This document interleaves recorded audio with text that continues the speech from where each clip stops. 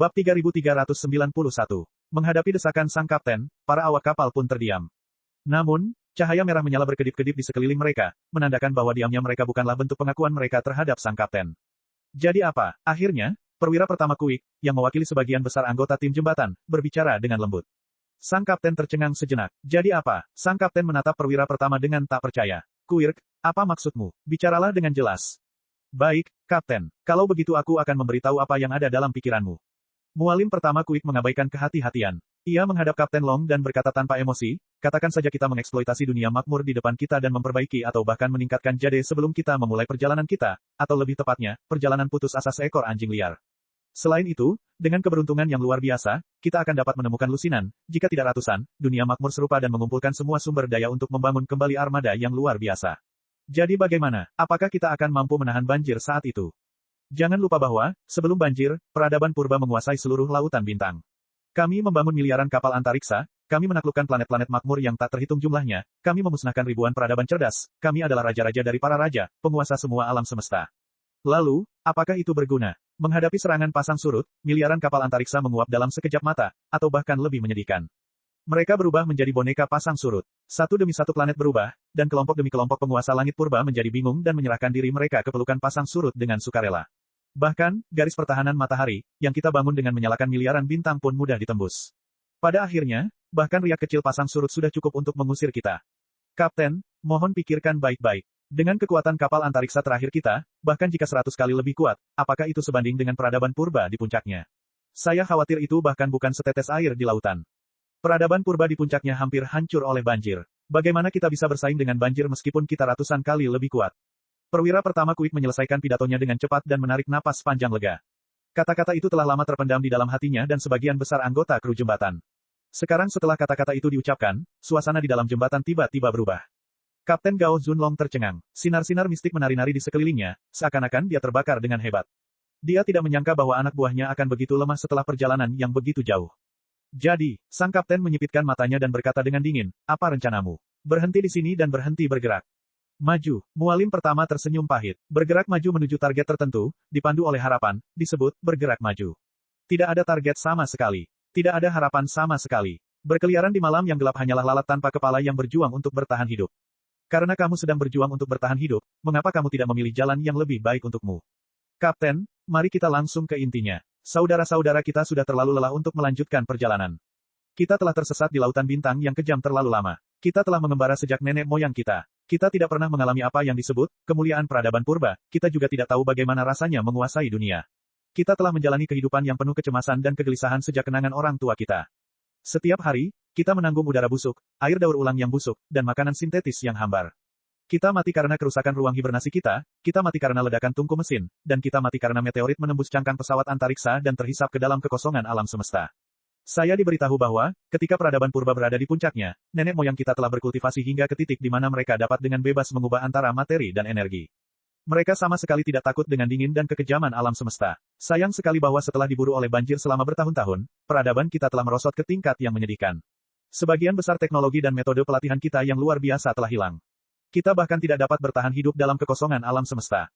Dengan penderitaan seperti itu, bisakah kita masih membanggakan diri tanpa malu bahwa kita sedang dalam sebuah perjalanan? Apakah kita benar-benar hidup, atau kita seperti mayat hidup yang menyedihkan? Saya lelah, Kapten. Kami terlalu lelah. Jika kita tidak menemukan dunia yang makmur di depan kita mungkin bisa terus berjalan maju dengan acuh tak acuh.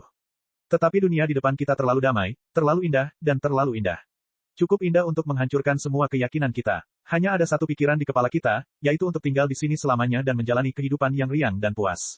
Hidup yang riang dan bahagia. Kapten Gao Zunlong mengulangi kata-kata itu dengan suara pelan. Tiba-tiba, dia mengangkat alisnya seperti guilotin dan meraung dengan suara menggelegar, apakah kalian semua gila? Apakah otak kalian terhalang oleh debu kosmik, atau apakah kalian tidak dapat berpikir karena bintang-bintang yang terbakar? Banjir masih mengikuti kita dan akan menemukan kita kapan saja. Tidak, Kapten. Banjir itu tidak pernah terlihat selama 2 hingga 3.000 tahun. Kami telah menyingkirkannya untuk saat ini. Mualim pertama Kuik berkata tanpa emosi, seekor kelabang tidak akan layu bahkan saat ia mati. Bagaimanapun, peradaban purba berada di puncak kejayaannya. Bahkan jika ia hancur, ribuan armada yang melarikan diri masih tersebar di setiap arah lautan bintang.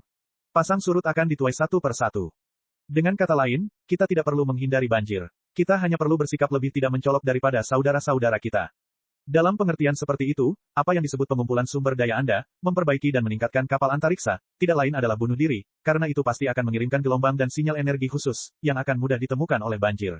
Sebaliknya, jika kita bersembunyi di dunia kesuburan dan mencoba menyegel semua teknologi canggih dan teknik pelatihan tanpa membocorkan sinyal apapun ke dunia luar, pasang surut tidak akan dapat menemukan kita dengan mudah sebelum kita membersihkan armada saudara-saudara kita.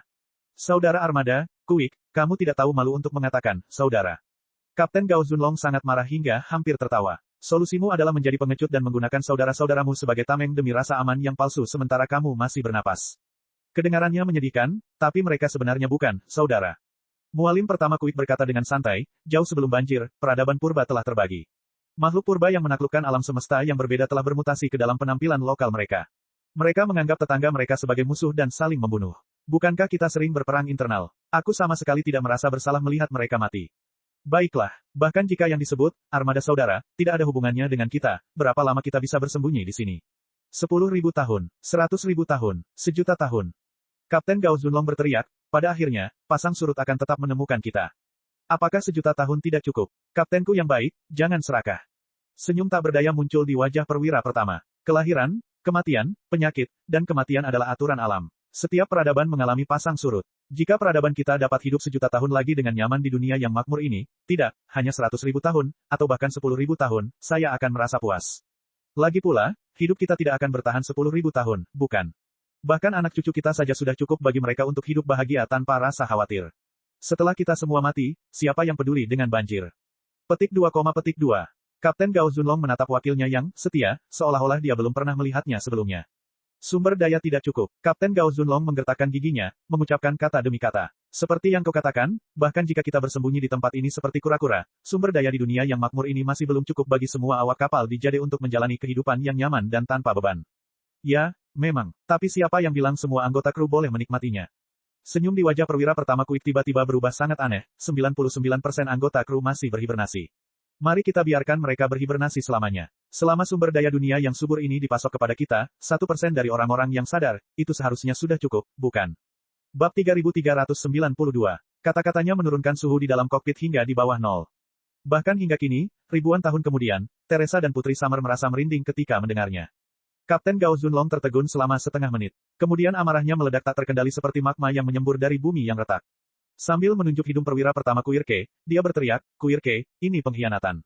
Dulu kita beriman. Sekarang setelah kita meninggalkannya, kita bukan lagi pengkhianat. Namun, kita tidak pernah memilih agama apapun atas kemauan kita sendiri. Kita hanyalah anjing liar yang diburu oleh arus. Pengkhianatan macam apa itu? Kata perwira pertama Quick sambil tersenyum. Dia mengabaikan kehati-hatian dan tidak peduli dengan apapun. Sambil menarik napas dalam-dalam, Kapten Gao Zunlong menyadari bahwa tidak perlu membicarakan keyakinan dan ideologi dengan orang seperti perwira pertama Quick. Ia berkata dengan tenang, Anda tidak dapat membangun kembali peradaban maju di planet ini hanya dengan 1% awak Anda yang masih sadar. Mengapa harus peradaban yang maju? Apakah bisa mengalahkan banjir? Mualim Quick berkata dengan acuh tak acuh, Kapten, apakah Anda tidak mengerti? Peradaban maju tidak ada hubungannya dengan indeks kebahagiaan individu dari peradaban tersebut. Ribuan tahun yang lalu, nenek moyang kita adalah penguasa alam semesta. Betapa maju, makmur, dan agungnya mereka. Kalau begitu, bukankah orang-orang primitif akan lebih bahagia? Akan ada berbagai macam perang sampai mereka tersapu oleh pasang surut. Akui saja, kebahagiaan datang dari perbandingan, bukan peradaban. Menurutku, kita tidak membutuhkan begitu banyak teknologi yang berlebihan untuk meninggalkan segalanya dan kembali ke kehidupan seperti mimpi di abad pertengahan. Ada raja, bangsawan, ksatria, dan penyihir yang sangat kuat, dan kita adalah raja yang agung dan perkasa, ksatria dengan pedang, dan penyihir yang sangat kuat. Bukankah kehidupan seperti itu baik? Jika hanya 1% dari kita yang memilih kehidupan yang tidak memerlukan terlalu banyak teknologi atau konsumsi energi, dunia yang makmur di depan kita seharusnya cukup untuk mendukung kita selama 10.000 tahun, 100.000 tahun, atau bahkan sejuta tahun, bukan? Kedengarannya seperti kau telah menyiapkan taman hiburan untuk dirimu sendiri, kata Kapten Gao Zunlong dengan dingin. Apa yang salah dengan taman hiburan? Sang perwira pertama tersenyum pahit. Nenek moyang kita, dan anak-anak kita telah hidup selama ribuan, tidak, puluhan ribu tahun.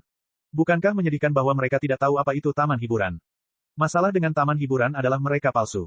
Kapten Gao Zunlong berkata, sementara kalian dan para pengecut bersembunyi di planet ini, memainkan permainan kekanak-kanakan tentang raja, ksatria, dan penyihir, gelombang pasang menelan armada peradaban purba yang melarikan diri satu demi satu, memperkuat diri dan semakin dekat ke tempat ini, apakah kalian para pengecut masih dapat memainkan permainan ini setelah kalian menyadarinya? Ya, itu masalah. Mualim pertama berkata, kalau begitu, kita bisa menghapus bagian memori dan membakar semua informasi tentang pasang surut di otak kita. Kita juga bisa menyegel semua informasi tentang pasang surut, peradaban purba, dan kapal antariksa. Dengan cara seperti itu, meskipun generasi kita akan melihat penampakan banjir pasang yang paling mengerikan di bagian terdalam mimpi buruk, generasi berikutnya dan generasi berikutnya, anak cucu kita, akan jauh dari rasa takut akan banjir pasang, para pengungsi, dan alam semesta yang luas dan tak terduga di sekitar kita selamanya. Mereka akan menjadi generasi paling bahagia atau 100 generasi dalam sejarah peradaban purba. Itu akan menjadi hadiah terbaik yang dapat kuberikan kepada anak cucuku sebagai pasangan pertama terakhir Jade. Apa yang disebut, hadiah terbaik, milikmu adalah mengubah dirimu dan keturunan sombong dari penguasa langit purba menjadi segerombolan kura-kura yang bersembunyi dalam ilusi sihir. Kapten Gao Zunlong bertanya, lalu, bagaimana dengan banjir? Saat air pasang datang, kamu mati. Mualim Kuik menjawab dengan tenang, semua orang pada akhirnya akan mati. Dunia setelah kematian itu sama saja. Namun, setelah Anda menikmati semuanya, Anda akan mati dengan nyaman. Anda masih akan menghabiskan 1000 tahun lagi dalam kegelapan dalam keputusasaan, kebencian, dan kesengsaraan sebelum Anda mati dengan cara yang paling menyakitkan. Perbedaannya terlalu besar. Sepertinya kau bertekad untuk membawa kapal antariksa dan kruku ke dalam mimpi yang menggelikan. Suara Kapten Gao Zunlong semakin tenang, tetapi kecerahan di sekelilingnya semakin menyilaukan. Pilihanku adalah sebuah mimpi. Bukankah pilihanmu adalah mimpi yang lain? Perwira pertama Kuik menutup mata terhadap kobaran api di sekitar Kapten Gao Zunlong dan mendesah. Kumpulkan sumber daya di sini dan lanjutkan perjalanan yang tak terduga. Saya harap kita dapat menemukan 10, 100, 1000, atau bahkan sejuta dunia seperti itu dan membangun kembali pasukan yang luar biasa untuk melawan arus. Saya tidak tahu bagaimana mengomentari pilihan Anda selain bermimpi. Cukup, Kapten Gao Zunlong melambaikan tangannya. Suaranya sedingin cangkang pesawat antariksa yang telah direndam dalam ruang hampa. Cepat, aku sudah cukup mendengar omong kosongmu yang dapat mengguncang moral rakyat.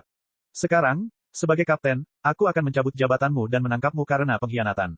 Ayo, tangkap orang yang tidak punya nyali itu. Tak seorang pun bergerak. Semua anggota awak jembatan bagaikan patung yang dingin dan kaku, menyaksikan pertengkaran antara kapten dan perwira pertama dalam diam. Anda, Kapten Gao Zunlong menatap bawahan setianya dengan kaget.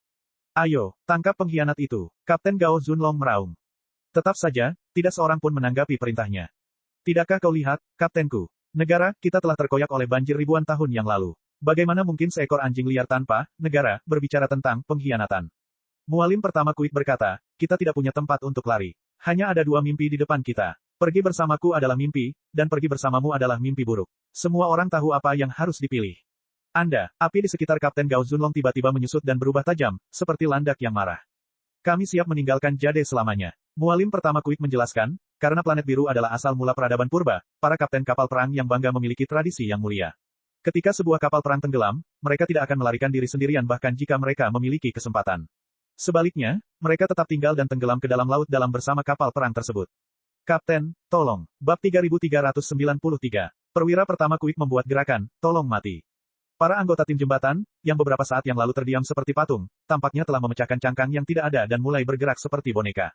Meskipun sang kapten menolak, mereka mengikatnya dan membawanya ke bawah. Saat ini, saya adalah Kapten Jade. Kapten Kuik tersenyum. Kapten terakhir Jade, sudah waktunya mengakhiri takdir yang menyedihkan ini. Wajah Jade yang dingin dan tanpa ekspresi yang terbuat dari logam cair muncul dalam cahaya. Begitu saja, perwira pertama Kuik dan beberapa anggota kru anjungan lainnya berhasil melakukan kudeta.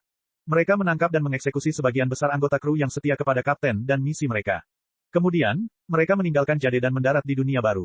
Karena rasa bersalah atau nostalgia, mereka menamai dunia baru itu, benua Jade. Mereka mengambil banyak benih kehidupan yang dibawa Jade, memodifikasi lingkungan dunia baru, menciptakan ekosistem yang stabil dan makmur, dan menyebarkan gen manusia, hewan, dan tumbuhan. Kemudian, mereka terkejut menemukan bahwa, karena energi spiritual yang melimpah di dunia baru, penyajiannya berbeda dari tempat lain di alam semesta. Itu memang seperti sihir glamor dalam legenda. Semakin mereka yakin bahwa mereka telah membuat pilihan yang tepat, semakin mereka menyegel sebagian besar teknologi super canggih tanpa ragu-ragu. Dengan sedikit teknologi yang masih ada di tangan mereka, mereka menjadi penguasa dunia baru. Mereka menjadi raja yang agung dan perkasa, penjaga hutan yang bernyanyi dengan pedang mereka, dan penyihir misterius yang sangat kuat. Di sisi lain, untuk mencegah 99% anggota kru yang masih berhibernasi di kedalaman Jade terbangun, mereka mencoba segala cara untuk menghancurkan Jade. Sangat disayangkan bahwa Jade adalah kapal penjelajah tingkat kosmik yang dibangun 12.472 tahun yang lalu. Itu adalah momen paling kritis dari perang terakhir antara peradaban purba dan pasang surut. Peradaban purba mengumpulkan semua sumber daya dan teknologi untuk membangun kapal penjelajah tingkat kosmik yang paling canggih. Setelah itu, selama 10.000 tahun pelayaran atau pelarian, banyak teknologi yang hilang. Jade sendiri hancur dan diperbaiki secara otomatis berkali-kali. Yang lebih penting, gelar kapten dideklarasikan sendiri oleh perwira pertama Kuik. Dia tidak mendapat persetujuan dari Kapten Gao Zunlong atau saya. Karena itu, dia tidak mengetahui rahasia inti Jade, termasuk cara menghancurkannya. Sekalipun dia dan kaki tangannya ingin menghancurkan emerald, hal itu mustahil dilakukan karena teknologi mereka sudah ketinggalan zaman dan minimnya sumber daya. Mereka yakin telah menghancurkan sistem sirkulasi sumber daya jade dan memutus pasokan nutrisi ke semua ruang hibernasi.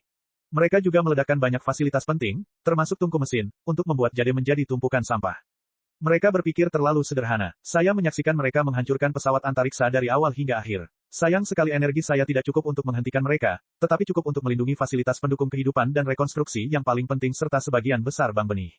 Di sisi lain, wajah perak batu giok itu kembali menghilang dalam sinar mistik warna-warni, menampakkan pemandangan baru. Kapten Gao Zunlong lah yang diikat oleh sekelompok awak yang membelot dan dibawa ke tungku pembakaran mesin. Kapten, apakah Anda punya kata-kata terakhir? Para awak kapal bertanya kepada kapten mereka, siapa yang telah mengkhianati mereka, dengan rasa malu di wajah mereka. Tidak, tanpa emosi, Kapten Gao Zunlong berkata, turunkan aku. Aku akan melompat sendiri. Ini adalah martabat terakhir jade dan peradaban purba. Para awak yang membelot sempat ragu-ragu. Mungkin karena merasa bersalah, atau mungkin karena sudah terbiasa menuruti perintah kapten, tetapi mereka benar-benar melepaskan kapten dan mengepungnya. Puluhan senjata diarahkan ke kapten secara bersamaan. Kapten Gao Zunlong perlahan-lahan menghangatkan pergelangan tangan dan kakinya. Dia berbalik dan melihat sekeliling dengan tatapan tajam. Semua awak kapal yang tertangkap olehnya menundukkan kepala karena malu. Kapten Gao Zunlong mendengus dengan jijik. Ia merapikan pakaiannya dan melangkah menuju tungku mesin. Ia tiba-tiba berhenti ketika sampai di pintu masuk tungku. Baru pada saat inilah salah satu awak kapal menyadari bahwa bibir sang kapten bergetar cepat di bawah naungan nyala api yang menyilaukan dari tungku mesin. Tangannya membuat hampir 100 gerakan tangan dalam sekejap mata, meninggalkan garis-garis yang hampir padat di udara. Ratusan garis tersebut membentuk labirin energi yang rumit dan tak terduga. Labirin energi di sisi ini tampaknya mampu menghancurkan alam semesta 3 dimensi dan ruang 4 dimensi. Sebuah penghalang yang tidak dapat dihancurkan. Energi yang sangat dahsyat tengah terkumpul di dalamnya, siap untuk dilepaskan. Namun semua itu dikalahkan oleh tungku api yang membara. Tidak bagus. Semua awak berteriak dan menarik pelatuk. Namun, sudah terlambat. Dalam sekejap, Kapten Gao Zunlong berubah menjadi patung transparan. Labirin energi di depannya juga meledak. Energi spiritual yang dahsyat dari ruang 4 dimensi menembus semua anggota kru seperti ribuan tombak yang tak terhentikan. Ketika warna putih yang menyilaukan itu berubah menjadi hitam lagi, tidak ada seorang pun yang hidup di depan tungku mesin, termasuk Kapten Gao Zunlong. Sang kapten menganggap tubuhnya sebagai jalan keluar dari badai 4 dimensi. Dia langsung berubah menjadi abu seputih salju. Setelah setengah detik menemui jalan buntu, abu berbentuk manusia itu runtuh, dan asapnya menyebar terbawa angin. Namun sebuah titik cahaya yang tampak seperti kunang-kunang terbang keluar dari bara api, berputar 2 kali, dan terbang menuju kedalaman jade. Itu adalah informasi inti semua kepercayaan, ideologi, ingatan, dan bahkan hak kendali tertinggi jade.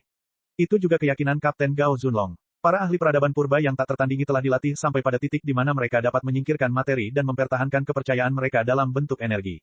Keyakinan Kapten Gao Zunlong tengah berkelana jauh di dalam diri jade.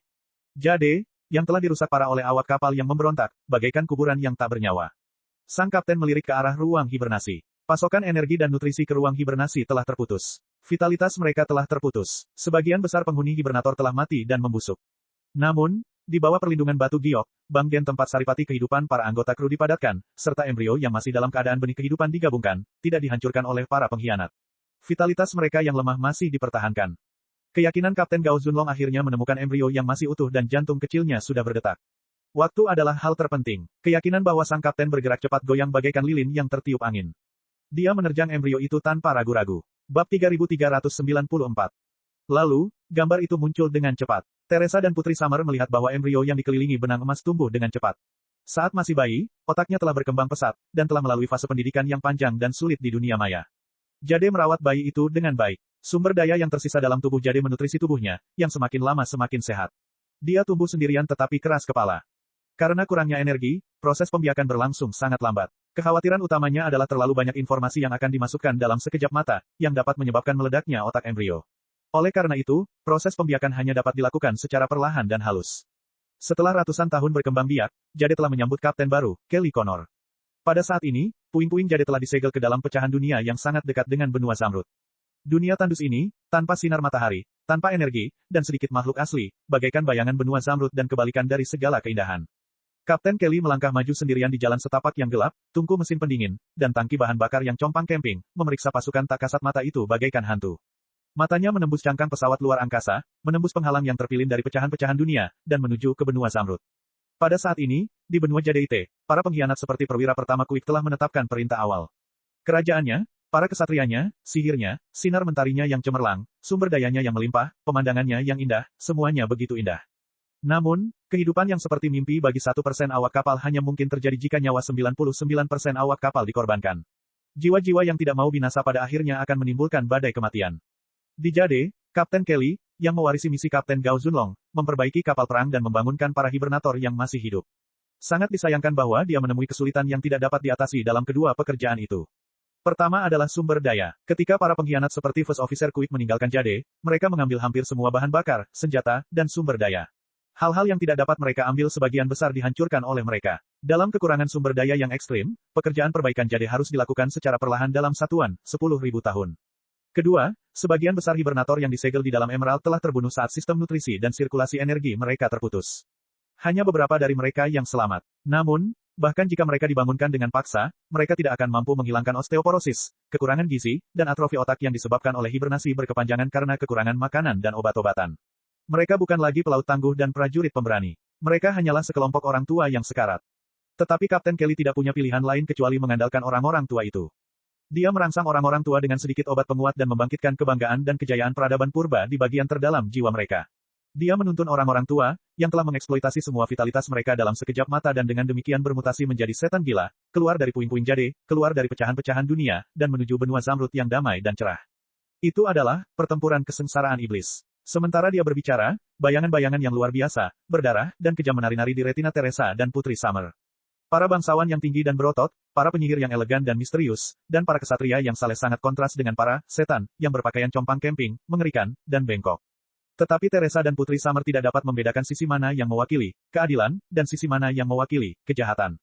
Singkat kata, perang saudara berdarah yang telah terjadi berkali-kali dalam sejarah umat manusia dan peradaban purba telah berakhir tanpa arti lagi. Mimpi yang damai itu hancur. Para pengkhianat menjerit dan para pengkhianat meraung. Mereka mengubah dunia baru menjadi neraka para setan dan menari-nari gila di neraka bersama-sama.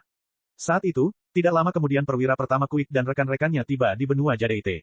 Para pengkhianat seperti perwira pertama Quick masih memiliki banyak senjata dan teknologi canggih yang mereka bawa kembali dari Jade. Mereka dikenal sebagai artefak dalam legenda. Iblis yang mengintimidasi itu hanyalah sekelompok orang tua yang melampiaskan amarah dan kebencian mereka. Jade berkata dengan tenang, dengan bantuan artefak, para pengkhianat seperti First Officer Quick akhirnya mengalahkan para prajurit tua yang masih setia pada misi mereka. Mereka memfitnah para Avengers sebagai iblis yang kotor, jahat, jelek, dan sangat brutal dan menyegel mereka dalam pecahan dunia lagi. Bahkan Kapten Kelly kehilangan nyawanya yang berharga dalam pertempuran balas dendam. Para pengkhianat itu menarik napas panjang karena lega. Mereka merayakan dan melanjutkan hidup mereka yang riang, damai, dan bahagia, sambil percaya bahwa kehidupan seperti itu dapat berlangsung selamanya, setidaknya selama 30 hingga 50 ribu tahun. Tetapi mereka tidak menyadari alasan sebenarnya mengapa Kapten Kelly memulai perang. Tidak sepenuhnya. Kapten Kelly sangat yakin bahwa para pengkhianat seperti First Officer Quick masih memiliki kekuatan yang luar biasa. Pasukan lama yang setia tetapi sekarat tidak cukup untuk memenangkan perang. Kuncinya adalah sumber daya. Kapten Kelly ingin memperjuangkan sejumlah sumber daya berharga untuk Jade, yang penuh dengan lubang dan akan segera dibuang. Secara khusus, ia ingin memperjuangkan sumber daya yang akan memelihara benih kehidupan yang utuh, yaitu anggota kru baru Jade. Jika Jade ingin memperbaiki dirinya sendiri, ia akan membutuhkan sumber daya yang sangat besar sebagai ember emas pertama. Jika ia disegel dalam pecahan dunia sepanjang waktu, ia tidak akan pernah bisa mendapatkan sumber daya, dan kemajuan perbaikannya akan sangat jauh. Oleh karena itu, Kapten Kelly memulai pertempuran kiamat. Di permukaan, dia mencoba menghancurkan dunia baru yang diciptakan oleh perwira pertama Quick dan anggota kru lainnya. Namun pada kenyataannya, Legiun Lama itu hanyalah umpan untuk mengalihkan perhatian perwira pertama Quick. Sementara pertempuran sedang berlangsung, regu lain sedang mengumpulkan sumber daya di benua Jade dengan gila-gilaan. Titik pengumpulan mereka adalah hutan Valen di Gunung Armageddon. Teresa dan Putri Summer berseru pada saat yang sama. Jadi begitulah kasusnya. Ternyata, hutan gugur di Gunung Armageddon telah ditebang sejak lama. Tidak heran jika hutan itu sama mengerikannya dengan area terlarang kehidupan saat ini. Tujuan strategis Kapten Kelly telah tercapai. Jade berkata, meskipun pertempuran kiamat berakhir dengan kegagalan kita dan jatuhnya Kapten Kelly, dia dan para prajurit tua membawa harapan baru bagi Jade. Dengan sumber daya yang mereka kumpulkan dari benua Jade, janin-janin baru lahir. Sistem pendukung kehidupan dan sirkulasi sumber daya yang paling mendasar diperbaiki. Udara segar disuntikkan ke dalam kabin satu demi satu, dan tungku listrik dinyalakan kembali. Api perang yang tak kunjung padam kembali berkobar dengan ganas. Bab 3395. Dalam ilusi yang diproyeksikan oleh batu giok, embrio emas terang yang dilingkari oleh busur listrik memantul seperti hati yang transparan. Didukung oleh sumber daya yang luar biasa, mereka tumbuh dan berkembang dengan cepat. Pembuluh darah dan saraf yang tampak seperti tunas muncul dan secara bertahap membentuk jaringan manusia yang rumit. Satu demi satu tungku mesin dinyalakan, menyorot penampilan Jade yang megah dan menerangi pecahan dunia yang gelap dan bengkok. Ia bagaikan seekor binatang buas yang terperangkap di rawa. Ia menyembunyikan cakar dan taringnya serta mengumpulkan kekuatannya. Meskipun ia tidak dapat melepaskan diri untuk sementara waktu, ia tidak lama lagi akan melompat. Saat ini, kita bukan tandingan para pengkhianat seperti perwira pertama Quick, tetapi mereka tidak akan bersikap sombong lama-lama. Jade menirukan raut wajah dan nada bicara Kapten Kelly saat berkata, sejak mereka memilih untuk menyerahkan harga diri, kejayaan, dan takdir mereka, mereka telah melepaskan keinginan untuk berevolusi, melepaskan miliaran kemungkinan baru, dan melepaskan ambisi yang semakin kuat di setiap generasi. Mulai sekarang, mereka hanya bisa berbaring di sarang sumber daya dan teknologi yang tersedia dan membuat mimpi-mimpi khayalan, atau mengkhianati satu sama lain dan saling membunuh. Tidak lama lagi, teknologi mereka saat ini akan hilang, sistem sosial mereka akan runtuh sepenuhnya, dan mereka akan selamanya tetap berada dalam abad pertengahan yang gelap dan tidak jelas, mengubah diri mereka menjadi katak di dalam sumur. Karena itu, mohon bersabarlah, rekan-rekan. Pertarungan terakhir yang sesungguhnya tidak akan terjadi sekarang, tetapi 10.000 tahun lagi. Saat itu, kekuatan benua Zamrud akan berada pada titik terlemahnya, dan benua Zamrud akan kembali ke puncaknya. Pada saat itu, kita akan turun dari langit dengan kekuatan yang tak terbayangkan dan menunjukkan kepada keturunan para pengkhianat kejayaan peradaban purba. Ini adalah kata-kata terakhir Kapten Kelly. Selain kata-kata terakhirnya, ada juga gen penyihir, serta beberapa gudang senjata rahasia. Kapten Kelly tahu bahwa, dengan kekurangan sumber daya dan kerusakan lingkungan yang lebih lanjut, hilangnya teknologi dan kesalahan peradaban akan terjadi di kedua sisi benua Zamrud dan Jade. Itu akan menjadi kompetisi yang lebih buruk. Untuk memastikan bahwa keturunan anggota kru di Jade dapat mengingat misi mereka meskipun teknologi mereka rendah, Kapten Kelly harus merancang rute pengembangan Jade secara langsung. Begitu saja, Jade berubah menjadi sektor iblis pertempuran berdarah. Pasukan penyerang orbital dengan kemampuan tempur terkuat di kapal antariksa berubah menjadi klan penghancur neraka. Prajurit perawatan yang bertanggung jawab atas sistem pengendalian kerusakan berubah menjadi klan lengan kuat. Mekanik yang bertanggung jawab atas perawatan tungku listrik dan penyesuaian keluaran daya berubah menjadi klan api. Para peneliti yang bertanggung jawab atas modifikasi tanaman dan hewan untuk menjaga keseimbangan ekologi di kapal antariksa dan eksperimen genetik di kapal antariksa berubah menjadi klan penjinak binatang. Para petugas medis berubah menjadi klan Medusa. Para penjaga yang menjaga simpul-simpul kritis kapal antariksa satelit untuk mencegah musuh menaiki kapal antariksa berubah menjadi klan perisai hitam. Akhirnya, para anggota kru tim jembatan, yang masih tetap setia pada misi mereka, berubah menjadi klan Tuling. Kapten Kelly mengukir banyak informasi tentang penciptaan dan manipulasi kapal antariksa peradaban purba ke dalam untaian gen setiap spesies dan meninggalkan Istana Merah dan gen penyihir yang bahkan dapat dipahami dan dipelajari oleh orang-orang barbar primitif. Itulah yang terbaik yang dapat dilakukannya. Ternyata, tak lama setelah kematian Kapten Kelly, karena sebagian besar sumber daya harus dipasok untuk perbaikan otomatis Jade, lingkungan hidup Jade sangat buruk karena kekurangan sumber daya. Semua jenis teknologi luar biasa hilang. Orang-orang secara bertahap melupakan kejayaan leluhur mereka dan bahkan mulai saling membunuh demi ruang di bawah hidung mereka, seperti orang-orang di benua Jade. Mungkin, begitulah kodrat manusia. Kemuliaan, persatuan, takdir, dan keyakinan yang terukir pada untaian gen, semuanya tidak sebanding dengan naluri alami di lubuk jiwa yang terdalam. Manusia adalah spesies yang sewaktu-waktu bisa saling membunuh. Justru karena sifat survival of the fittest inilah yang terkuat di antara kerumunan dapat dipilih untuk menguasai seluruh alam semesta. Secara keseluruhan, Kapten Kelly telah meramalkan segalanya. Perselisihan internal sektor setan darah tidak melewati batas penghancuran diri. Pada akhirnya, rancangan Kapten Kelly dan pengaturan takdir membawamu ke tempat ini, pembawa gen penyihir. Tentu saja, tidak mungkin Kapten Kelly bertemu dengan Blackjack. Master Devourer, aku tidak menemukan informasi yang relevan dalam basis dataku. Dia seharusnya hanya selingan yang tidak penting sebelum pertempuran terakhir antara kita dan Flottide. Teresa tercengang. Perkataan Jade mengandung terlalu banyak informasi untuk dicernanya. Namun, ketika mendengar kalimat terakhir, dia tidak dapat menahan diri untuk berteriak, kejadian yang tidak penting. Ayolah, dia akan segera masuk. Dilihat dari penampilannya yang mengerikan, aku bertanya-tanya apakah dia lebih menakutkan daripada banjir. Tidak diragukan lagi, itu pasti banjir. Jade berkata, bahkan jika dia adalah yang disebut Master Devourer, kekuatannya bahkan tidak sepersejuta dari banjir. Selama kamu mewarisi kekuatan penuh Kapten Kelly, kamu akan memiliki lebih dari 50% peluang untuk mengalahkannya. Tidak perlu khawatir. Lebih dari 50%. Teresa menyipitkan matanya. Tunggu, kau bilang ada kemungkinan 70% hingga 80% bahwa kita bisa mengalahkannya. Kenapa sekarang, lebih dari setengah? Meskipun kemungkinannya masih lebih dari 50%, aku punya firasat buruk bahwa kemungkinan yang kau hitung telah anjlok lagi. Jade terdiam. Katakan padaku, berapa besar peluang yang tersisa? Tanya Teresa. Sangat tinggi. Jade berkata dengan suara rendah. Sangat tinggi. Seberapa tinggi yang dimaksud dengan sangat tinggi? Tanya Teresa. Pokoknya, sangat tinggi itu sangat tinggi. Ini jelas situasi menang-menang yang layak dipertaruhkan. Keturunan Jade yang paling mulia, tolong jangan ajukan begitu banyak pertanyaan yang membosankan. Ingat saja misi suci leluhurmu dan warisi kekuatan penuh kapal antariksa sehingga kau bisa melawan musuh sampai mati. Jade mengubah topik pembicaraan. Teresa menarik napas dalam-dalam. Kepala dan perutnya semakin sakit. Kakak Summer, bagaimana menurutmu? Pikirannya kacau. Dia hanya bisa meminta pendapat Putri Summer. Putri Summer, di sisi lain, agak linglung. Wajahnya pucat, dan tubuhnya dingin. Dia sangat terkejut. Para pembelot, nenek moyang saya, hanyalah sekelompok pembelot yang hina dan pengecut. Putri Summer bergumam pada dirinya sendiri, apakah kejayaan benua Giok selama puluhan ribu tahun hanyalah ilusi? Bab 3396.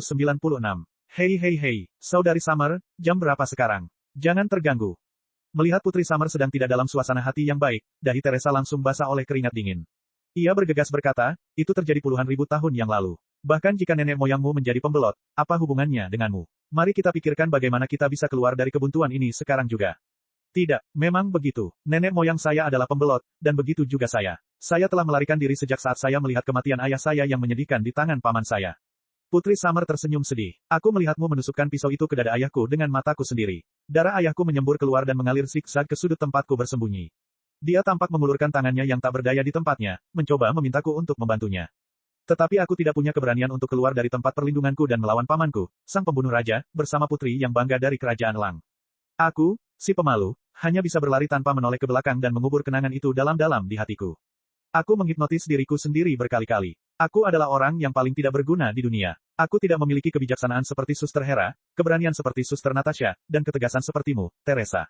Aku hanyalah seekor burung phoenix yang bulunya telah dicabut. Mustahil bagiku untuk membalas dendam sendiri. Satu-satunya batasanku adalah bertahan hidup.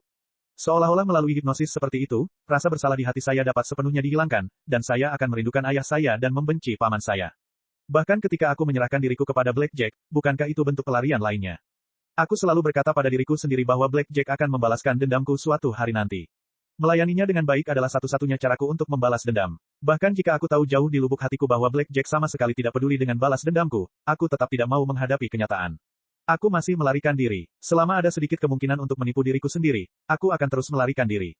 Hehe, hahaha. Jadi begitulah adanya. Sejak nenek moyang kita 10.000 tahun yang lalu, kita telah menjadi pembelot yang tidak tahu malu. Darah pembelot dan pengkhianat mengalir di pembuluh darahku. Tidak heran aku begitu pemalu. Lihat, sekarang, aku mencari-cari alasan untuk melarikan diri dan menyalahkan leluhurku atas masalahku. Bukankah itu bentuk pelarian yang lain?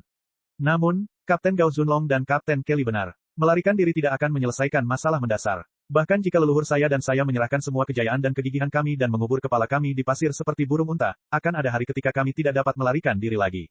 Hari itu adalah sekarang. Saya menyesal tidak segera keluar dan bertarung dengan paman saya saat itu. Ya, saya memang bukan tandingan paman saya, tetapi paling tidak, saya bisa menunjukkan kepada raja yang membunuh raja itu kebanggaan putri kerajaan Elang dan mati bersama ayah saya. Catatan sejarah pada akhirnya akan mencatat bahwa bangsa Elang seperti itu pernah memiliki putri seperti itu. Bahkan jika catatan sejarah terhapus dalam kehancuran benua Zamrud, paling tidak, nama saya akan berubah menjadi percikan yang bersinar dan terbang ke lautan bintang yang tak berujung untuk melihat cahaya sisa dari puncak era kuno. Kakak Summer, kamu tidak boleh berpikir seperti itu. Semakin Teresa mendengarkan, semakin dia merasa ada yang salah dengan suasana hati Putri Summer. Tidak masalah untuk melakukan transisi strategis sementara ketika musuh lebih kuat dari kita. Aku dulu mengenal seorang senior yang sangat pandai mengitari planet 360 derajat untuk menusuk musuh dari belakang. Namun, itu tidak menghentikannya untuk menjadi pahlawan besar yang dikagumi oleh ribuan orang. Jika kamu bergegas keluar dengan gegabah ketika pamanmu berencana untuk merebut tahta, kamu pasti sudah terbunuh sejak lama. Aku yakin ayahmu tidak ingin melihatmu mati mengenaskan di depannya. Dia lebih suka menukar hidupnya dengan hidupmu sehingga kamu bisa menjalani kehidupan yang baik.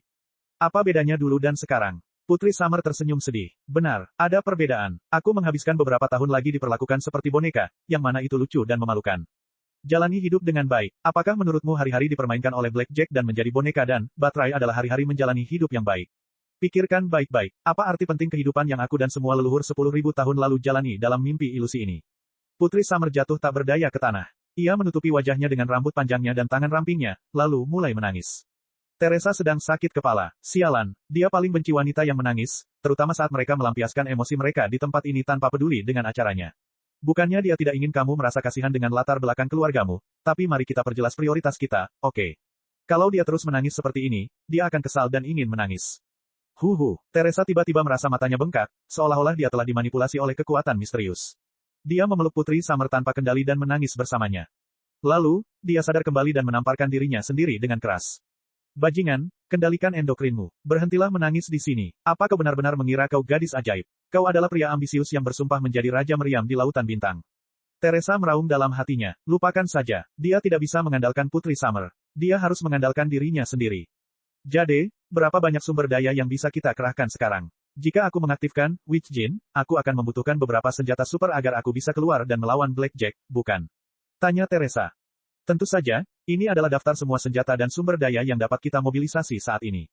Teresa bersikap serius dan fokus, tidak melepaskan senjata apapun yang bisa digunakan. Dia tidak punya pilihan lain kecuali melawan Blackjack, bukan hanya demi benua Zamrud dan sektor iblis darah, bukan hanya demi gadis-gadis di hadapannya dan di luar sana, tapi juga demi kejayaan alam semesta Pangu. Tiba-tiba, mata Teresa bersinar. Kapsul pelarian. Kau benar-benar menyembunyikan kapsul pelarian. Dia begitu gembira hingga suaranya berubah. Dia segera meninggalkan ide untuk melawan Blackjack dan mempertahankan kejayaan Pangu Universe. Ada kapsul pelarian darurat, tapi saya khawatir itu tidak akan banyak membantu memecahkan masalah kita. Jade menjelaskan, karena kekurangan energi, eksplorasi zona antariksa terdekat belum dilakukan. Bagi kami, kapsul pelarian itu seperti sampan di tengah lautan. Kalaupun kami berhasil keluar, seberapa jauh kami bisa lari? Kemana kami bisa lari?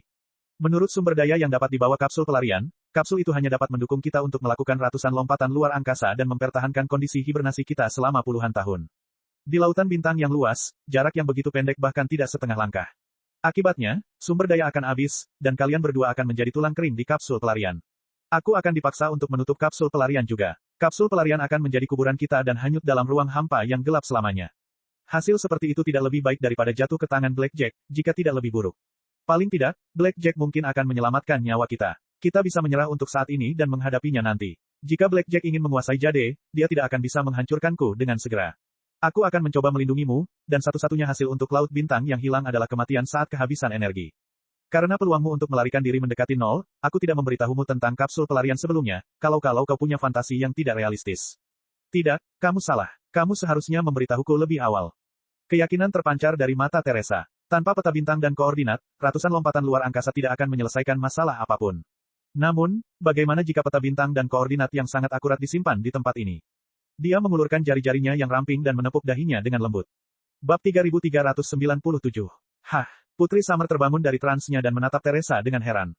Namun kecerdasan aneh terpancar dari mata peraknya, seolah dia tengah menghitung sesuatu dengan cepat.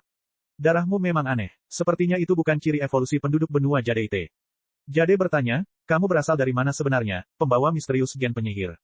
Maafkan aku tidak bermaksud menyembunyikan latar belakangku. Aku harus berhati-hati karena misi penting yang dipercayakan kepadaku. Namun, tampaknya tidak ada gunanya merahasiakannya lagi. Memang benar aku bukan penduduk benua Zamrud atau sektor setan darah. Aku bahkan bukan keturunan dari anggota kru Jade. Aku berasal dari tempat bernama, alam semesta Pangu. Dengan kata lain, aku adalah keturunan dari armada lain yang diasingkan ribuan tahun lalu. Untungnya, duniaku, Pangu Universe, punya lebih banyak sumber daya daripada Jade Universe, tempatmu berada. Peradaban kita juga cukup maju. Kita punya kapal antariksa yang sebesar planet dan armada yang seluas bintang. Kita tidak puas menjelajahi alam semesta tempat kita berada. Ketika kita menerima sinyal dari Aliansi Perlawanan Pusat Kekaisaran Lautan Bintang, kita mengirim banyak utusan, atau pengintai, sepertiku ke zona luar angkasa tak terbatas di dekat sini. Tujuan kita adalah menemukan armada orang buangan yang hanyut ke berbagai alam semesta di masa lalu dan mengatur semua orang untuk melawan arus lagi. Karena aku memenuhi syarat untuk menjadi utusan seperti itu, tentu saja, aku bukan siapa-siapa di alam semesta Pangu. Bahkan, aku telah menerima pencerahan dari ahli tertinggi alam semesta Pangu, yang tertinggi Liao, dan mengalami pembusukan, keruntuhan, dan kelahiran kembali Imperium Manusia Sejati, negara terkuat di alam semesta Pangu. Aku telah memanipulasi meriam penghancur dan berbicara serta tertawa dengan kecerdasan buatan super seperti dirimu. Aku bahkan tidak menganggap tinggi kaisar baru Imperium Manusia Sejati. Suatu hari, aku akan menginjaknya dengan brutal. Aku menceritakan semua ini kepadamu karena aku ingin kamu percaya bahwa aku mengenal banyak petinggi di Pangu Universe yang pasti dapat melindungimu dan mengumpulkan banyak sumber daya untuk menyerang balik Emerald Universe. Karena itu, tidak perlu ragu-ragu. Mari kita mundur dan beristirahat di alam semesta Pangu terlebih dahulu. Para ahli alam semesta Pangu akan menganalisis semua informasi yang dibawa oleh batu giok dan meningkatkan kapal antariksa alam semesta Pangu dengan teknologi untuk memproduksi dan memperbaiki batu giok. Kemudian, kita akan berbaris ke alam semesta batu giok lagi dengan miliaran tentara. Bahkan jika Blackjack memiliki 3 kepala dan 6 lengan, dia pasti akan hancur berkeping-keping oleh pemboman kita. Semakin banyak Teresa berbicara, semakin bersemangat dia. Wajahnya memerah, dan dia menari-nari dan tergagap. Putri Summer tercengang. Dia tidak bisa mempercayai apa yang didengarnya. Teresa, kamu, dia tidak tahu harus berkata apa. Kak Summer, maafkan aku karena tidak mengatakan seluruh kebenaran padamu di awal. Teresa menjulurkan lidahnya. Tapi tolong mengertilah. Aku punya alasan. Aku tidak ingin semuanya berakhir seperti ini. Tidak ada ekspresi di wajah Jade. Matanya dalam, dan cahaya keperakan menyebar dari tubuhnya. Dia tenggelam dalam pikirannya. Setelah dianalisa, keaslian informasinya di atas 90%. Bisa dipercaya. Menurut penilaian saya, kemungkinan besar armada akan dibangun kembali setelah kita mundur ke alam semesta Pangu. Itu harus dilakukan. Baiklah, sudah diputuskan. Kita akan segera meninggalkan tempat ini dengan kapsul pelarian. Jade membuat keputusan yang cepat. Kali ini giliran Teresa yang tercengang. Ia tidak menyangka Jade akan diyakinkan semudah itu. Ia mengira butuh waktu lama untuk meyakinkannya.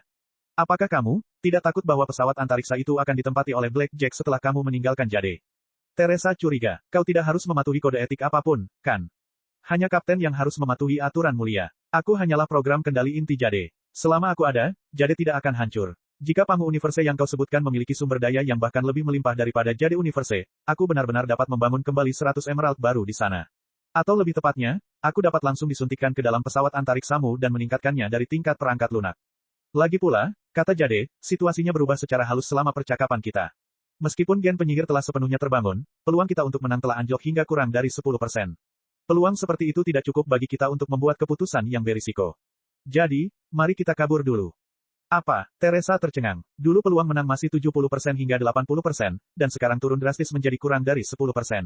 Rumusmu untuk membandingkan kekuatan antara kawan dan lawan terlalu tidak masuk akal. Ini bukan tentang formula. Blackjack telah mengalami mutasi baru. Lihat. Jade melangkah maju dan mengatur dinding kabin ke keadaan transparan lagi.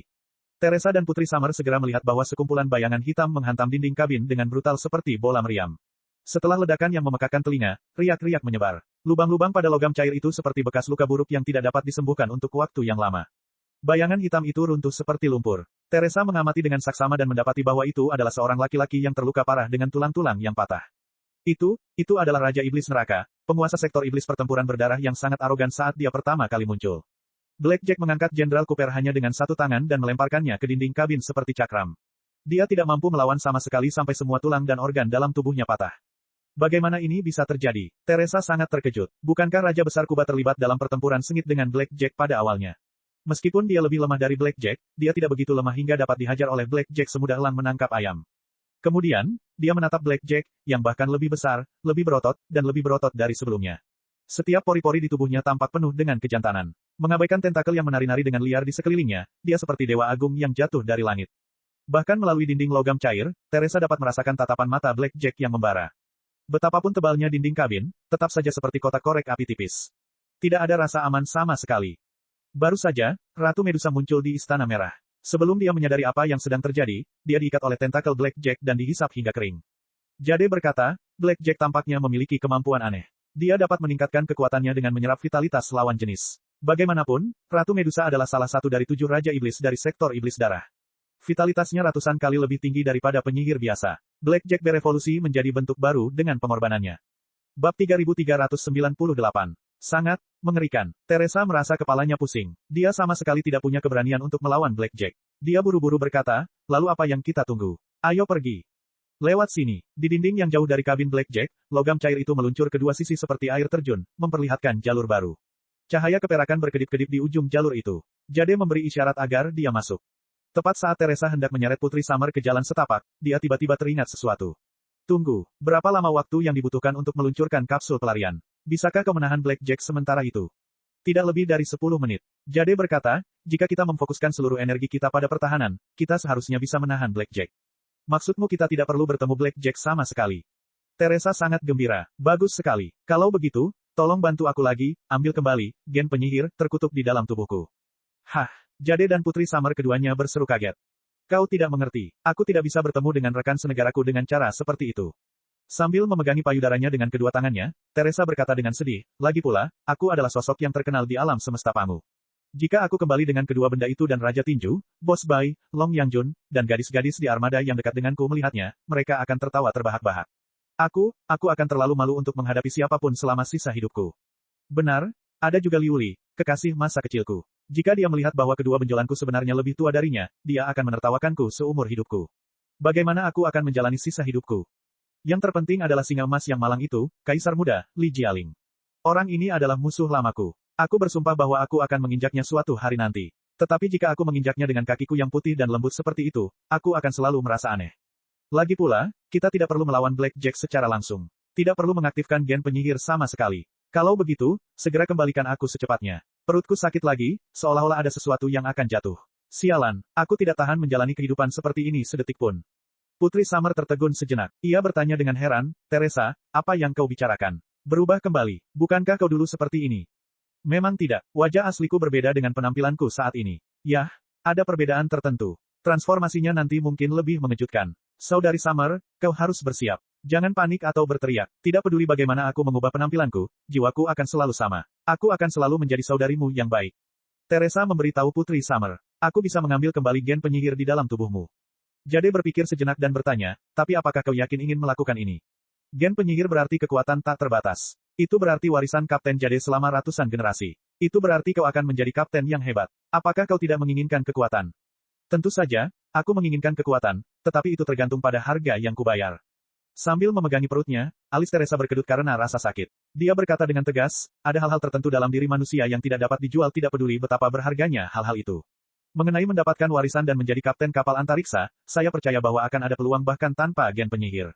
Di sisi lain, jika saya harus menjual satu atau dua harta karun utama yang begitu berharga untuk menjadi kapten hebat, saya tidak akan menjadi hebat sama sekali. Singkatnya, aku sudah memutuskan. Kau harus mengambil kembali gen penyihir secepatnya dan mencari orang lain. Atau, saat kita kembali ke alam semesta Pangu, kita bisa meminta para spesialis dan cendekiawan di sana untuk mempelajari gen penyihir. Sejujurnya, ada banyak ahli biokimia dan genetika di dunia kita juga. Mereka cukup mengesankan. Mereka mungkin dapat menganalisis misteri gen penyihir dan menghilangkan semua batasan. Mereka mungkin dapat mencerna dan menyerap semua pengetahuan yang terkandung dalam gen penyihir tanpa berubah menjadi Kapten Kelly. Saat itu, jika Anda memberi saya gen penyihir, saya pasti akan melatih diri saya tanpa ragu-ragu. Jade terdiam. Dia dengan cepat menghitung untung ruginya mendapatkan kembali Witch Jin. Jangan terlalu dipikirkan. Aku harus kembali ke alam semesta Pangu dengan wajah asliku sebelum orang-orang di sana mempercayaiku. Teresa berteriak, jika aku kembali seperti ini, siapa yang akan tahu siapa aku? Kemungkinan besar kita akan dianggap sebagai penjajah asing. Kata-katanya meyakinkan Jade. Dia melirik Blackjack di luar dinding kabin. Blackjack tidak melakukan apapun lagi setelah menghancurkan dinding kabin menjadi lubang yang mengejutkan. Dia duduk bersila di udara, dikelilingi oleh cahaya keemasan yang samar, seolah sedang bermeditasi. Tampaknya bukan tugas yang mudah untuk menyerap semua vitalitas Ratu Medusa. Ia berlatih keras untuk menstabilkan level barunya. Kalau begitu, sesuai keinginanmu. Jade berkata dengan acuh tak acuh. Dia membuka lengannya dan memeluk Teresa.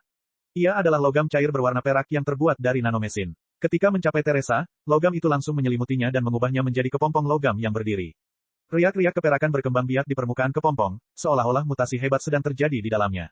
Putri Summer belum pernah melihat pemandangan aneh seperti itu sebelumnya. Naluri alaminya adalah menerjang maju dan menyelamatkan Teresa. Jangan takut, kau baru saja mendengarnya. Itu permintaannya sendiri, atau lebih tepatnya, dia. Suara Jade yang tenang dan acuh tak acuh terdengar dari kepompong. Dalam bahasa benua Jade, he, dia, dan si, dia, adalah kata-kata dengan nada yang sedikit berbeda. Putri Summer berkedip kebingungan. Ia sudah kebingungan sejak ia memasuki istana merah tua itu. Saat ini, semua misteri telah terkumpul menjadi gelombang pasang, membuatnya tidak tahu harus berbuat apa. Ia merasa telah jatuh ke dalam manipulasi dan siksaan takdir. Putri Summer menatap kepompong perak itu, pedang patahnya bergetar di tangannya. Dia mendengus keras dan berkata pada dirinya sendiri untuk berhenti melarikan diri, tidak peduli betapa aneh dan kejamnya keadaan itu. Teresa pernah berkata bahwa gadis harus memahami takdir mereka dan menghadapi segalanya dengan berani. Apapun yang terjadi, Teresa akan berjuang berdampingan dengannya. Teresa, Putri Summer bergumam, apa yang terjadi padamu? Keluar sekarang. Mungkin dia mendengar panggilan sayang wanita itu. Kepompong perak itu bergetar pelan, seolah-olah ada bunga logam halus yang mekar dari atasnya. Bab 3399. Sebelum bunga logam itu mekar sepenuhnya, tawa jahat terdengar dari kedalaman bunga itu. Hahaha, wahahaha, wahahaha, aku kembali. Wajahku yang tegas, otot dadaku yang kuat, dan, ayaya, akhirnya, kalian semua kembali. Kalian tampaknya lebih kuat dari sebelumnya setelah masa istirahat. Hahaha. Suaranya dalam dan kasar, tetapi dinaikkan ke nada tinggi karena kegembiraannya, yang membuat darah Putri Summer menjadi dingin. Karena dia tahu bahwa suara itu adalah suara bariton murni, yang bukan sesuatu yang bisa diucapkan oleh gadis secantik Teresa. Apa yang terjadi? Teresa, bagaimana suaranya menjadi seperti ini? Apa sebenarnya yang membungkusnya dengan batu giok? Di bawah tatapan ngeri Putri Summer, kuncup bunga putih keperakan itu mekar. Mula-mula, wajah seorang pemuda yang memerah terlihat, diikuti dada yang rata, bahu yang lebar, dan pinggang serta perut yang ramping. Bagian atas tubuhnya berbentuk segitiga terbalik seperti macan tutul. Hormon pria menyembur keluar dari 36.000 pori-pori di tubuhnya seperti uap bertekanan tinggi. Bersama dengan anggota tubuhnya yang kuat dan ramping, bahkan orang buta pun dapat mengetahui bahwa dia adalah pria sejati. Mata Putri Summer hampir melotot. Dia menutup mulutnya karena tidak percaya dan mundur 2 langkah. Dia merasa hatinya dicengkeram oleh tangan tak terlihat begitu kuat hingga dia hampir tidak bisa bernapas. Baiklah, dari segi fitur wajah, dia lumayan. Keganasan di matanya dan senyumnya yang cerah membuatnya tampak seperti pria yang mudah menarik perhatian wanita. Dia sebangsa dengan Blackjack. Lebih tepatnya, dia adalah versi Blackjack yang kualitasnya rendah. Namun, temperamennya agak sembrono. Melihat wajahnya yang mabuk saat ia meraba-raba bagian vitalnya, orang bahkan bisa mengatakan bahwa ia agak vulgar. Yang lebih penting, pria itu masih mengenakan pakaian Teresa. Dua pelat baja melengkung menonjol keluar dari pelindung dada. Di bawah pelindung dada terdapat rok tipis yang terbuat dari potongan kulit, yang cocok untuk pertempuran. Bersama dengan hiasan kepala yang disihir dan sepasang sepatu bot tempur wanita, Teresa bisa disebut gagah berani dan heroik saat mengenakannya. Namun, saat dikenakan oleh seorang pria, rok itu sedikit robek karena tubuhnya yang membesar, seolah-olah rok itu bisa terpotong menjadi dua kapan saja, memperlihatkan pantatnya yang telanjang. Ini agak, tidak normal. Pria tak dikenal itu menggaruk selangkangannya dengan keras, seolah ada sesuatu yang menggelitik bagian kritisnya. Lalu pria itu mengambil saku Teresa dan melemparkannya ke tanah. Persetan denganmu. Pria itu meludahi kantong penyegel iblis dengan kasar dan menarik napas panjang untuk merasa lega. Kemudian dia meraung ke langit, dengan air mata di seluruh wajahnya, hari-hari ini di mana aku harus berdarah setiap bulan seperti neraka.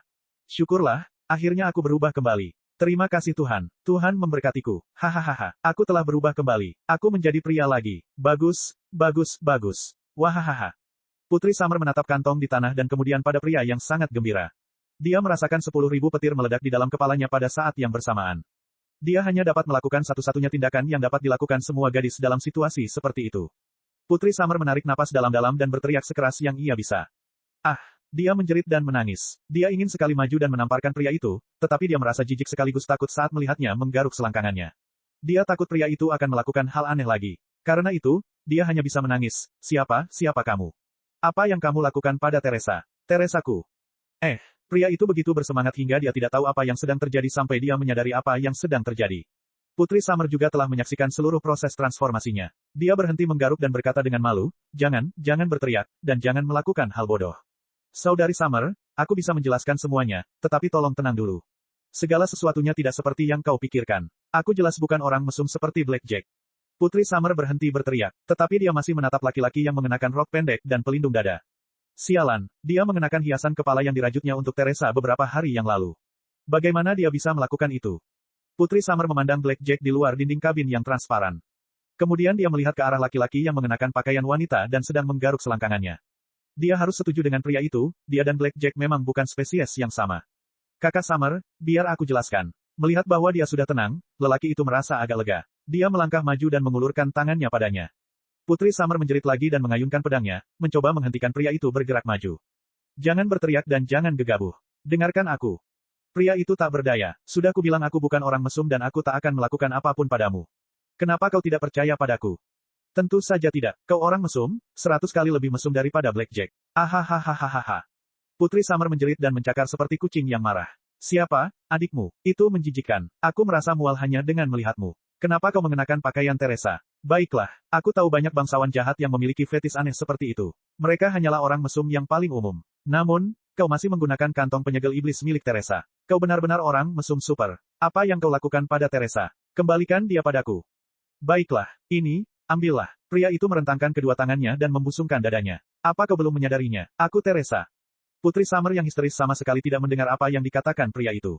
Dia masih mengayunkan pedang patahnya dengan liar. Baru setelah lebih dari 10 detik kemudian dia melambat. Ada kebingungan dan keterkejutan di wajahnya. Baru 10 detik kemudian pedang yang patah dan lengannya benar-benar membeku. Apa yang kau katakan? Putri Summer menatap lelaki itu dari atas ke bawah dan tergagap. Siapa kau? Dia Teresa, adikmu yang baik. Pria yang mengenakan rok pendek Teresa itu berdiri berjinjit dan berputar dengan anggun. Kemudian, dia mengedipkan mata pada Putri Summer dengan ekspresi yang sering ditunjukkan Teresa dan tersenyum. Kakak Summer, jangan bilang kau tidak mengenaliku. Aku sangat sedih. Petik 2, Putri Summer terdiam selama 3 detik. Kemudian, dia membungkuk dan muntah dengan keras. Dia muntah sambil mundur ke sudut. Pada saat yang sama, dia menatap pria itu dengan ngeri, seolah-olah pria itu akan berubah menjadi iblis yang bahkan lebih mengerikan daripada Devourer dan melakukan apapun yang dia inginkan padanya. Sial, saya sudah berubah lagi, tapi kebiasaan bahasa saya masih sama. Pria itu tampak lebih jijik dengan cara bicaranya daripada Putri Summer. Dia menggaruk rambutnya dengan keras dan menggaruk hiasan kepala yang diberikan Putri Summer kepada Teresa. Tanpa berpikir, dia merobeknya dan menginjak tanah dengan marah. Dia hendak menginjaknya, tetapi dia berpikir lebih baik dan mengambilnya lagi. Dia meniupnya dan menyimpannya dengan hati-hati. Giok. Pria itu memukul dadanya dan berteriak sekeras-kerasnya, situasinya semakin tak terkendali. Keluarlah dan bantu aku menjelaskannya. Aku tidak bersalah. Bab 3400. Aku di sini. Sisa-sisa bunga perak yang mekar beberapa saat yang lalu muncul dalam bentuk cairan bening lagi dan mengembun menjadi batu giok, atau lebih tepatnya, Kapten Kelly. Ia melirik ke arah pria itu, termasuk dadanya yang berotot yang hampir menyembul keluar dari pelindung dada yang melengkung dan 2 kaki berbulu di bawah rok pendeknya. Ia hanya mengangkat alisnya dan tidak berteriak seperti yang dilakukan Putri Summer.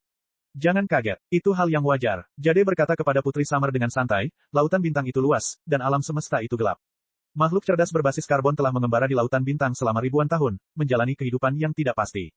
Mereka mungkin dihadapkan dengan kehancuran yang tidak terduga dan tak terhentikan setiap saat. Tekanan setinggi itu sangat sulit untuk dihadapi oleh otak Anda yang lemah dan terbelakang. Kecelakaan seperti kelebihan muatan atau tabrakan dapat terjadi kapan saja. Oleh karena itu, banyak anggota kru memiliki hobi mereka sendiri untuk meredakan ketegangan saraf mereka. Kita harus memahami dan menoleransi hobi seperti itu yang tidak merugikan orang lain. Jadi, seperti ini, Putri Summer bingung. Jade menatap balik ke arah pria itu dan berkata dengan rendah hati, baiklah, aku sudah selesai menjelaskannya padamu. Apa-apaan ini? Pria itu berdiri. Aku tidak memintamu menjelaskannya kepadaku seperti itu. Hobi kecil, apa? Apa yang tidak berbahaya? Apa yang menenangkan saraf? Apa semua ini? Aku sama sekali tidak punya hobi kecil. Dalam hal ini dan itu, aku tidak punya hobi kecil yang tidak berbahaya atau berbahaya. Aku dipaksa, aku dijebak, aku ditangkap oleh penyihir jahat, Transformer, Eric untuk eksperimen. Dia menyuntikkan banyak gen penyihir ke dalam tubuhku dan mengubahku menjadi seorang wanita. Kakak Summer, kau harus percaya padaku. Saat kau masuk ke menara sihir hitam, kau melihatku diikat dan digantung di udara oleh Eric sang pengubah bentuk, bukan? Aku tidak punya pilihan sama sekali. Setelah mendengar penjelasan Jade dan melihat pria itu melambaikan tangannya dan menjelaskan dengan kikuk, lebih dari separuh ketakutan Putri Summer hilang. Ia merasa hal itu lucu sekaligus menjengkelkan. Ia mengangguk dan berkata, iya. Memang ada hal seperti itu. Penampilanmu memang aneh saat kami pertama kali melihatmu. Semua orang mengira kau telah dinodai oleh Eric sang shapeshifter. Itulah sebabnya kami sangat khawatir padamu. Namun, kami tidak berani bertanya, takut kau akan bersedih. Aku memang telah dinajiskannya. Pria itu meludah dan berkata, bleh, bleh, bleh. Kenapa kedengarannya aneh saat aku mengatakan itu? Dia tidak menghancurkanku. Dia menghancurkanku. Itu tidak benar. Dia menghancurkanku dengan sangat buruk. Apa? Wajah secantik itu jelas bukan hantu. Putri Summer menarik napas panjang dan menyesuaikan diri dengan penampilan pria itu. Kalau begitu, nama aslimu bukan, Teresa. Siapa namamu? Namaku Hante. Akulah orang yang telah bersumpah menjadi Raja Meriam di Lautan Bintang. Hante berpose sesantai mungkin. Sayang sekali, di balik pelindung dada dan rok pendek Teresa, semakin percaya diri dia, semakin cabul dan menyimpang dia. Putri Summer menggigil. Kecerahan perak juga bersinar di sekitar batu giok, yang tidak cukup untuk menahan gerakan Hante. Agen khusus Han, agen khusus Han. Putri Summer berpikir sejenak dan menjawab, pria sejati, yang kau ceritakan padaku. Ya, itu aku. Tolong mengertilah, Saudari Summer. Aku sedang dalam misi besar untuk pergi ke alam semesta Zamrud sendirian, tetapi secara tidak sengaja jatuh ke tangan penyihir jahat dan menjadi tidak dapat dikenali. Aku tidak dapat mengatakan yang sebenarnya kepadamu saat ini, tetapi itu tidak berarti bahwa aku seorang cabul atau semacamnya. Aku seorang pria sejati, kata Hante dengan sedih dan marah. Putri Summer mengerutkan kening, berpikir keras, seolah sedang menganalisis apakah kata-kata Hante benar atau tidak. Jangan ragukan aku, dan jangan ragu-ragu. Meskipun aku telah mengubah penampilanku, ini hanyalah kejadian yang tidak penting. Usulan sebelumnya masih berlaku. Ayo kita ambil kapsul pelarian dan kabur saja. Balas dendam adalah hidangan yang paling nikmat disajikan dingin. Biarkan Blackjack bersikap sombong untuk sementara waktu. Saat kita mengumpulkan armada Star Ocean Imperium yang luar biasa dan kembali ke benua Zamrud, kita bisa menghancurkannya sesuka kita. Sambil berbicara, Hante mengulurkan tangan kepada Putri Musim Panas. Mata Putri Summer melotot. Dia menggigil dan menarik tangannya tanpa sadar seolah-olah dia tersengat listrik. Apa, kamu tidak percaya padaku? Han merasa cemas. Dia mengangkat tangannya dan bersumpah, aku jamin aku tidak sama dengan Blackjack. Aku tidak akan pernah menipu, memaksa, atau menyakiti seorang gadis. Ikuti saja aku. Jika kamu dianiaya di alam semesta Pangu, banyak orang, termasuk Ding Lingdang, akan melompat keluar dan meledakkan kepalaku. Aku tidak takut diganggu olehmu. Putri Summer menundukkan kepalanya dan ragu sejenak, tetapi suaranya masih jelas. Dia bertanya dengan suara rendah dan jelas, apa yang akan terjadi pada mereka jika kita pergi? Mereka, Hante linglung sejenak. Mereka, Putri Summer menunjuk harem di luar dinding kabin transparan, yang masih dikendalikan oleh Blackjack. Mata mereka kosong, dan ekspresi mereka mati rasa atau gila. Beberapa dari mereka membombardir dinding kabin transparan, sementara yang lain bertindak sebagai baterai yang sedang terkuras. Mereka adalah saudara perempuan terbaikku. Jika aku pergi begitu saja, bukankah aku akan meninggalkan mereka di sini untuk mati? Dengan tergesa-gesa, Putri Summer berkata, aku tidak bisa melakukan itu. Aku tidak bisa berdiam diri dan melihat saudara-saudariku ditipu, dieksploitasi, dan bahkan dimangsa oleh Blackjack. Sekarang setelah aku terbangun, aku harus membangunkan semua saudariku dan lari dari Blackjack bersama mereka. Saat kau masih, Teresa, bukankah kau berkhotbah kepadaku bahwa para gadis harus mandiri dan mengendalikan takdir mereka sendiri alih-alih dimanipulasi oleh lelaki manapun? Lalu, bagaimana kita bisa lari dari si brengsek Blackjack tanpa perlawanan? Dengan baik, Hante menggaruk kepalanya keras-keras. Faktanya, mereka mungkin tidak dieksploitasi sampai mati oleh Blackjack. Hante melanjutkan spekulasinya yang bahkan sulit dipercayainya. Lihat, Blackjack memanfaatkan vitalitas mereka karena dia ingin menembus pertahanan kokpit Jade. Namun, selama kita meninggalkan kapsul pelarian, kita bisa menyerahkan Jade kepada Blackjack untuk saat ini. Dia tidak perlu membombardir mereka lagi. Apa alasannya dia mengeksploitasi saudara perempuannya? Tidak sesederhana itu. Putri Summer tersenyum sedih. Tidak ada yang tahu ambisi Blackjack lebih baik dari kita. Mengendalikan Jade bukanlah tujuan utamanya. Jika dia mengendalikan Jade hari ini, dia akan berperang melawan seluruh Jade Universe besok sampai dia menguasai setiap inci tanah, lautan, dan langit. Dalam prosesnya, sungai darah akan mengalir, dan semua orang akan terbunuh. Semua saudara perempuanku akan menjadi bahan bakar bagi ambisinya dan dibakar menjadi abu. Cek cek cek cek cek cek cek cek. Rakan-rakan kultivator sekalian, sebelum retret, sila terus berkultivasi untuk jurus subscribe, like, share dan komentar agar sekte novel Sadim terus berkembang pesat.